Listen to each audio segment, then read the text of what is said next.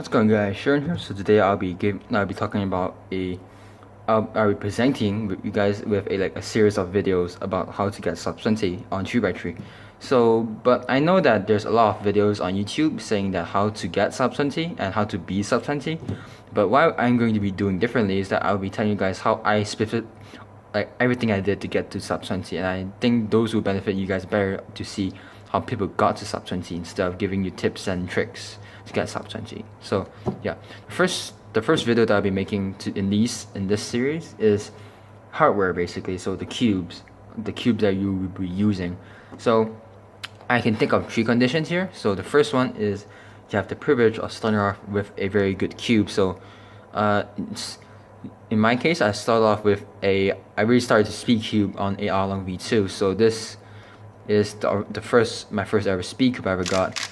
And in that case, if you have the same privilege as me, I would just recommend you to get loop instead. So loop will be more beneficial, and you get to loop more cubes as you collect more cubes down the road. So if you're like me, just get loop, and you benefit you in the long run, and just keep using your current cube because chances are you still really like the cube that you're using right now. So that's the first condition. The second condition is that you don't have the privilege to get a good cube right off the bat. So I'll be expecting you to use something like a dollar store cube, or Rubik's brand, or at most a Guanlong or a Qi Sale. In that case, I recommend you to just get a new cube, because if you want to get better times, then hardware does play a very big part, as it did for me. So I have 3 recommendations here. So first off is the GTS2. So GTS2 is very fast, it's very buttery, and it's very smooth, and also it has a slight crunchiness to it, and it's very versatile. So that's a reason that most people liked the GTS2, is that it's very versatile cube. You can lube it to different preferences. You can either lube it to be fast, very fast indeed, or you can lube it to be a more controllable cube. So that's what I did, and this was the cube that got me to sub 16 really. So yeah, very good cube. But this if you have a more of a light turning style, then I wouldn't really recommend the GTS2, because it really suits more to a between harsh turning style and also a very smooth turning style. But if you can adapt to it, then might as well. But if you're a light turner, then I wouldn't really recommend this cube. But if you're a harsh turner between the harsh and light turning styles, then I recommend you this cube. And for those with light turning styles, I recommend the Volk. So the Volk is a very smooth cube. It's also very airy. It's very hollow feeling. That's because of the mechanism. So in this case, mine is a magnetic version, so it's not as light as the non-magnetized one, but it's still very good. But the non-magnetized one is still very good, but I wouldn't recommend you to get magnetized cube right off the bat, because it won't do much until you get to sub 15. So anyway, back to the main point, is that this cube is it's also very fast out the box, but after breaking in and also lubing, it gets very controllable and still fast. So this is my current main, and it has served me very well so far. So if you're a light training style, get this. That's pretty much it. The third recommendation is for those who don't have that much money, and they can't spend $16 on $16 on a cube. So in that case, I recommend you the Thunderclap, the Qi Thunderclap V1. Don't get the V2. V2 is very bad. The V1 is way better than the V2.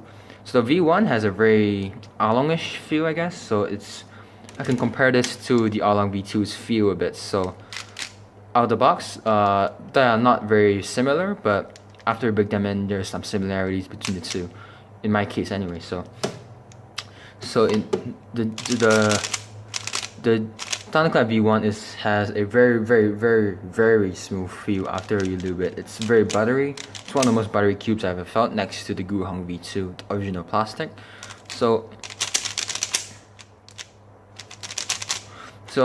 this cube, the speed it's not as fast as something like a Volk out of the box, in my opinion, but you can make it very fast. So out of the box, this cube is very scratchy. It's very a hard plastic feeling, I guess. When you turn very harshly, the pieces snap against each other very very harshly. So it produces a very clacky feel. But after you lube it, or you can do something like Chris Olsen's ober lubing method, it gives it a very very smooth, very like very dampened feel that's very very unique, very unique. And what's similar to the Along is that the stability is also very similar, but also the speeds are similar. So the Along isn't a hugely fast cube out of the box, but after breaking in and also lubing the same way, these two are very very similar. But the feel as well when broken in is also very smooth, very buttery as well. So if you like the Alongs, you can consider the Thunderclap. So the Thunderclap's $9, I believe, in the US. But granted, that's the MSRP of this cube. But it might be on sale because it's a very old cube at this point. So yeah, and that's it. And the last recommendation is for you guys that can't get a new cube or don't have the money to get a new cube and you're stuck with a very bad cube. So in that case, first off, I wish you good luck. It's gonna be very hard for you to get much faster with your current cube. But if you really can't get a new cube, what I can recommend you is just stick with it for now. That's the best I can get. That's the best tip I can give you. But the one thing I did before I got my Along is I would borrow cubes from my friends. So I would borrow their cubes for a few days, then I would bring it back home. I'll just solve it a bunch, and then I'll return them in a few days. So that's what I did. So if you're lucky enough to be in the school that people also cube in, then just borrow the cubes for like a few days. Borrow one of the cubes in their collection to solve it at home for a few days. Or even if they are generous enough, you can borrow it for a whole month if you want, if they allow it. So that's the best tip I can give you at this time in your cubing career. So yeah, that's pretty much it for this video, guys. If you enjoyed this video, leave a thumbs up. Next video will be a few tips. Again, a few tips, but I haven't decided what tips I should give just yet in the next video. But anyway, thank you guys, all you guys, for watching. If you enjoyed it, thumbs up. Leave a comment below if you have any questions. And yeah, I'll catch you guys in the next one. Bye.